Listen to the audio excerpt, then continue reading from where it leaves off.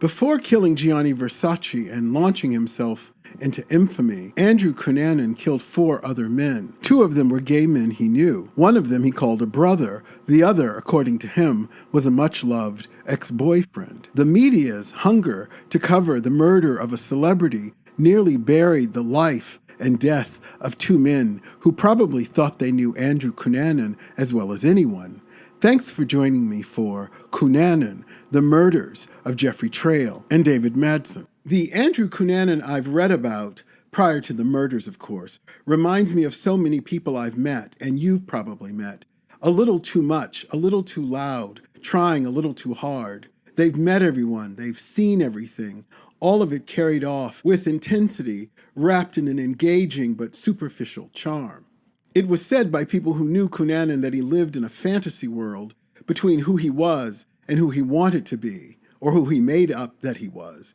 If Cunanan dwelled in a dreamscape, Jeffrey Trail was the complete opposite, and yet Trail seemed utterly beguiled by Cunanan until he wasn't, of course.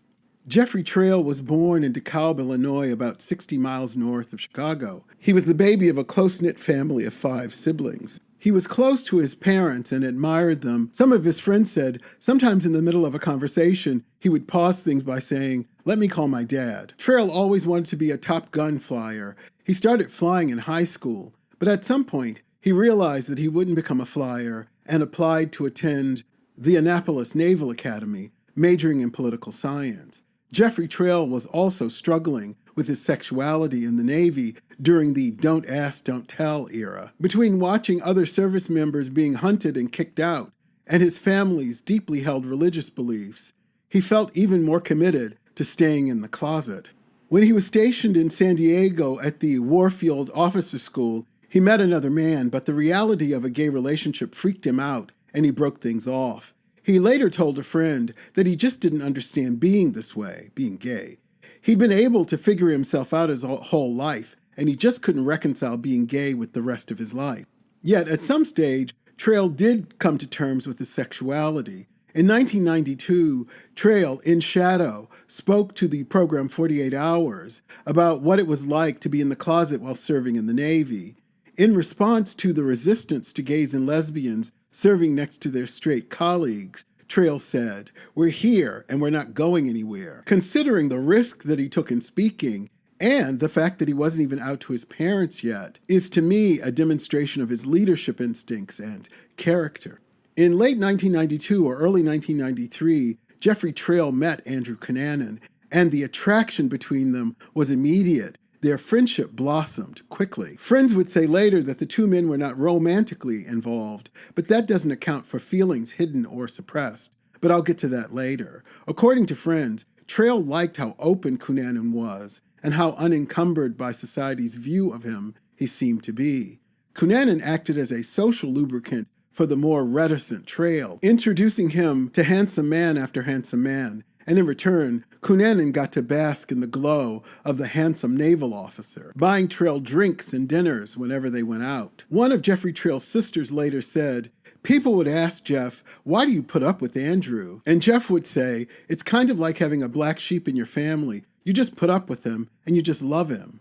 Additionally, friends observed that Cunanan often tried to emulate Trail, saying, when Jeff got a haircut, Andrew would have the same haircut. Trail's sister said, when Jeff went to San Francisco and got a certain style of baseball cap, Andrew had to go to San Francisco and get the very same cap. Jeff grew a goatee, and Andrew suddenly grew one as well. To a person, folks would say, Cunanan could get on your nerves with his bottomless need for attention, but Jeffrey Trail would push aside all complaints about his friend. Trail was conservative both in attitude and political inclination, but it didn't seem to be a barrier between the two. Once Trail ended a date with a guy he liked because the guy pulled out a joint to smoke. Yet, when friends tried to tell him that Cunanan was dealing and taking drugs, Trail refused to believe it, telling them, "No, he's not. His parents give him money." Cunanan was, in fact, using and dealing drugs. But Jeffrey Trail's patience wasn't bottomless. Just before he left California to move to Minneapolis, a friend asked him if he'd talked to Cunanan, and Trail said no, and I never want to talk to him again. When asked why, Trail said that he was sick of all the lies, the bullshit, all the stories.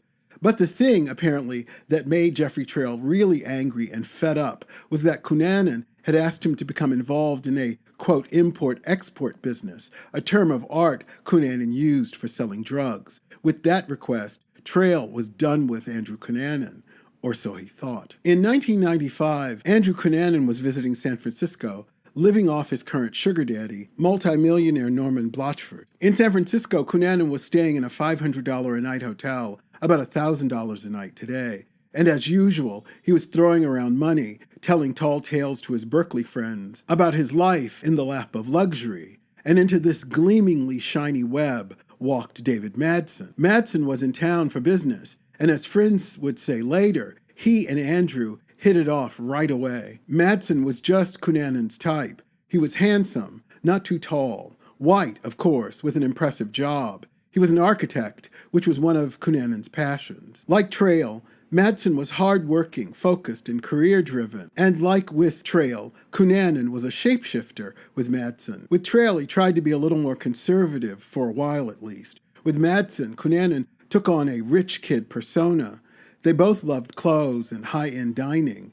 The difference, of course, is that Madson worked hard to support his indulgences, while Cunanan worked just as hard to figure out ways to have people give him things. David Madson was born in Iowa. The family of 4 children moved around Wisconsin, finally landing in Barron, Minnesota in 1979, where they owned a hardware store. Madson went to high school in Barron. According to his brother, Madson worked hard as soon as he was able to, doing all sorts of jobs until he graduated from the University of Minnesota, where in 1995 he was awarded the President's Medal for his outstanding thesis. His brother Ralph said David was multi-talented, saying people still talk about his performance in an amateur production of The Music Man. Like Trail, David Madson grew up in a close Christian family, and also like Jeffrey Trail, Madson struggled with his sexuality during college, often dating women, confused about whether he was bisexual or straight or gay. He worried, of course, about what his family would think of him. But when he came out to his brother and his wife,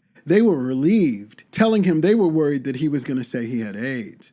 Prophetically, his brother told him, "Be careful, there are a lot of kooky people out there." When it came to work, Madson was something of a superstar. He started his work life designing retail financial centers for a bank, lecturing at Harvard for their advanced urban planning course, and then around this time he met Cunanan. Their love affair was passionate, fast, and full of lies. Cunanan's sugar daddy thought he was still in San Francisco, where he had met David Madson, but Cunanan had followed Madson back to Minneapolis. When Cunanan finally returned to San Diego, he and Madson carried on a tortured affair by mail, with Cunanan telling Madson his letters would have to be discreet, saying he had a daughter and a troubled relationship with an ex-wife. He, of course, had none of these things. What he did have was a sugar daddy boyfriend who controlled the purse strings. When he could get away, Cunanan made trips to Minneapolis to visit Madson. Soon a pattern emerged of the two seeing one another either in Minneapolis or in San Francisco, where Madson had business. It was an easy hop for Cunanan from San Diego. Friends said David Madson was the first person they'd known Cunanan to date seriously, romantically. Yet, even though Cunanan told friends he was in love with Madson, there was trouble brewing. Cunanan was into S&M, Madson not so much. But more than that, Cunanan had gone back to partying, which included sleeping around, all without Madson's knowledge. In 1996, Cunanan's relationship with Mr. Blotchford came to an end, when Blotchford refused to concede to Cunanan's demands of being included in Blotchford's will, gifting Cunanan a Mercedes, flying first or business class whenever they traveled, even when they weren't together, and increasing Cunanan's monthly allowance. Blotchford would only agree to the monthly allowance increase. And with that, the relationship or financial arrangement broke down. This coincided with the breakdown of his relationship with David Madson. It seems that Madson, like Trail, had grown tired of the lies and manipulations, not to mention the endless excuses for why he couldn't meet up with Cunanan. When Madson mentioned breaking up, Cunanan barraged him with flowers and cries of how much Madson meant to him. One of the odd little things I noticed when looking over the letters and postcards, which are considerable, between Madson and Cunanan, is that in Cunanan's correspondence to Madson, he constantly misspelled his last name. He spelled it Madson, S-E-N, instead of S-O-N. It's obviously not a big detail, but it is a detail. In the book Vulgar Favors, the author observes something very interesting to me as well. What seems to have ended the relationship between Madson and Cunanan was Madson's request that Cunanan be honest with him about who he was without all the pretense. But according to Madson's friends, Andrew Cunanan couldn't, and the relationship with Madson ended because Cunanan seemed incapable of being able to just show up as himself. David Madson and Jeffrey Trail met one another through Andrew Cunanan in San Diego, and now they both found themselves in Minneapolis. Cunanan, who visited Madson, would often just drop in on Jeffrey Trail, sometimes much to Trail's displeasure. Trail told his sister that Cunanan's upcoming April visit was making him very uncomfortable, because whenever Cunanan came to town and Trail was dating someone, Andrew got upset, and he was, Trail, dating someone on this occasion. His sister advised him to tell Andrew right up front and to get rid of him as quickly as possible. Madson was in the same spot. He had started a serious relationship. Cunanan said he knew about the man that Madson was dating, but he hoped that he could change Madson's mind because he still was very much in love with him, and he hoped that they would get back together. But Madson had moved on. In early April of 1997, as he had done on many other occasions, Andrew Cunanan called Jeffrey Trail and announced that he was coming to town. And as Trail had done on other occasions, he allowed Cunanan to stay at his place, in part because he knew that he would be out of town celebrating his new boyfriend's birthday. Along with leaving a key under the mat, he made it clear that he wanted Cunanan to be gone when he got home. Cunanan agreed because he knew that he could stay with David Madson. On April 24th, 1997, in financial ruin, binging on a steady diet of stimulants and illegal testosterone, dumped by his financial sponsor, Andrew Cunanan threw a goodbye party for his friends in San Diego. He spoke expansively, as he normally did, about his trip to visit Trail and Madson, leaving out, of course, that he'd only bought a one-way ticket. For once, Andrew Cunanan had made plans that involved others. Madson picked up Cunanan at the Minneapolis airport on Friday, April 25th. They had dinner with Madson's friends. Cunanan might have had murderous intent, but when he arrived, the man Madson met was the same Andrew bearing gifts. He gave Madson a Cartier watch and demanded that he show it off to their dinner companions. Later, Madson's friend said that there was a certain undercurrent of darkness about Cunanan that night. She was so worried that she called Madson later to ask if he was okay. He said he was okay. Madson had told friends that Cunanan told him part of the reason he had come to town was because he had some business to settle with Jeffrey Trail. That Sunday, while at Madson's apartment, Cunanan left a message for Trail saying he'd like to see him. The two men were supposed to meet at a cafe restaurant, but somehow Cunanan persuaded Trail to come up to Madson's place instead. Around 9:45 p.m. on Sunday, April 27th, Jeffrey Trail entered David Madson's loft. It's not clear whether Madson or Cunanan met Trail at the front door to let him in. From reports, it takes 3 minutes to get up to Madson's place from the front door. One of Madson's neighbors later reported that in this 15-minute time span, he heard someone yell, "Get the fuck out." Then he heard the door slam shut, thudding noises that went on for 40 to 50 seconds, then someone running down the hall, and sounds of running water. When he looked out into the hallway, he didn't see anyone. The thud sound might have been the result of Cunanan missing Jeffrey Trail. There was a dent left in the wall. But when Cunanan finally did strike Trail with the claw hammer, he landed 27 blows. When Trail fell, he damaged his watch, and it stopped at 9:55.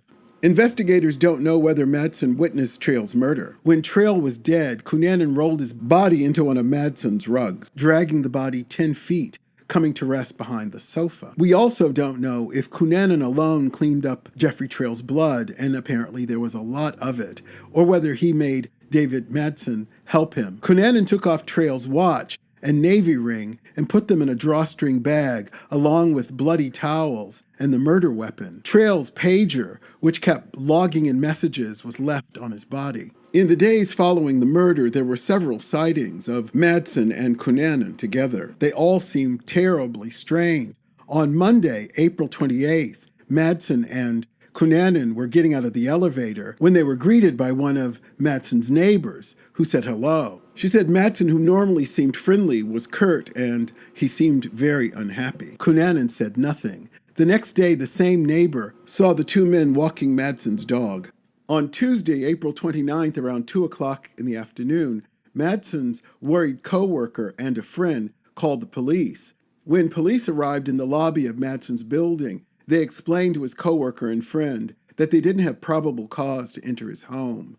It's chilling to think that Trail's dead body was 5 minutes away, and Cunanan and his hostage were close by as well. In fact, that same day, around 3 o'clock in the afternoon, another neighbor saw Cunanan and Madson walking towards Madson's building. She couldn't remember if they had the dog, but she did remember Madson's face. It was blotchy. She said it looked as if Madson had been crying, and Cunanan was gesturing wildly and talking a mile a minute. Between April 30th and May 2nd of 1997, David Madson's red Jeep Cherokee was seen driving north on Interstate 35. The witness couldn't identify the occupants. Madson's red Jeep was found parked in a Chicago parking garage on Wednesday, April 30th. Trail's body was discovered the day before. 3 days later, David Madson's body would be located 450 miles away from his home on the east shore of Rush Lake, Minnesota. He had been shot 3 times, in the face, in the head, and in the back. Andrew Cunanan used Jeffrey Trail's gun to kill David Madson. It would take the police too long to make a connection between the bullets found